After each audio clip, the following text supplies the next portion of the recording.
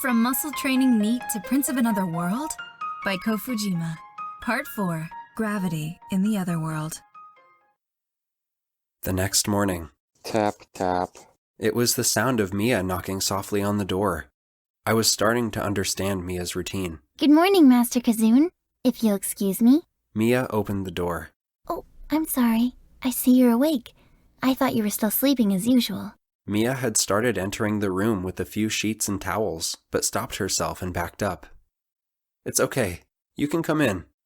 Yes, if you'll excuse me. I was so worked up last night with everything that happened that I couldn't sleep a wink. I had been working out as a distraction until just a few moments ago, and my whole body was screaming in pain. But for me, it was also a good pain. Mia started to enter the bedroom, so I mentioned, the bed doesn't need to be made. I didn't use it last night. Mia looked at me curiously. You didn't use it? I replied, I've been doing muscle training all night. Muscle training, is it? Mia asked back with a perplexed expression. Why does she have such a gloomy look on her face? Oh, right. She thinks I had company last night. That's what the prince here was like. Hey, Mia. I've decided not to take any night attendance for the time being. If you get a chance to speak to the king, please let him know. Oh, is that so? Have you eaten anything bad recently? No, that's not it. I'm fine. Apparently, Mia's image of Prince Kazoon is not a very good one. As for speaking to the king, I'm not the kind of person who can speak to him easily, so please forgive me. Is that so? That is a problem. If I ask her where the king's chambers are, she'll think I'm acting out of the ordinary again. I guess I'll just have to go to Hermes again. Why didn't they just set it up for me to have amnesia?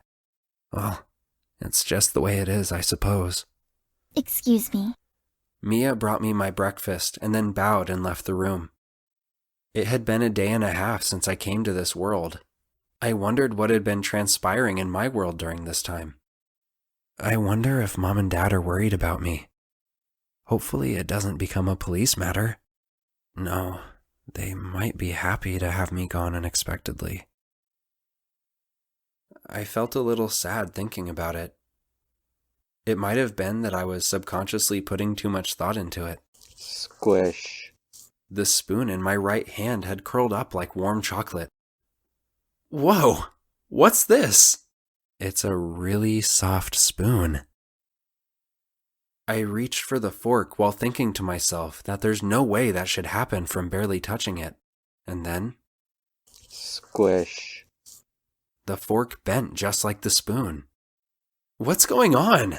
It's due to the difference in gravity. Hermes spoke up. This was the room of the court mage Hermes.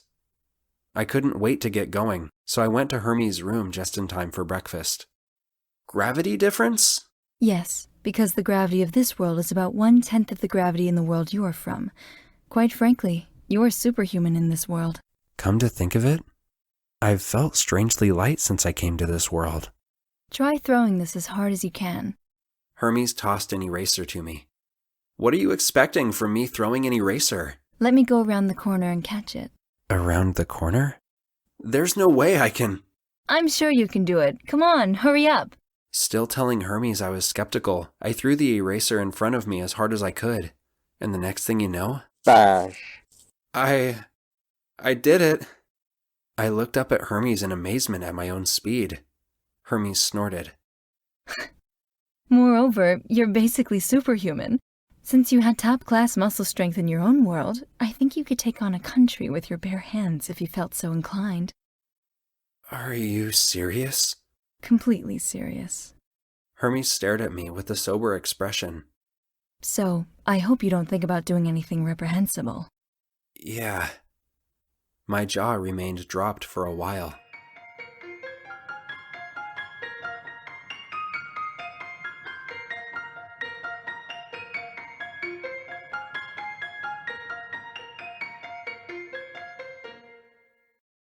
Thank you for listening. Please support us on Patreon.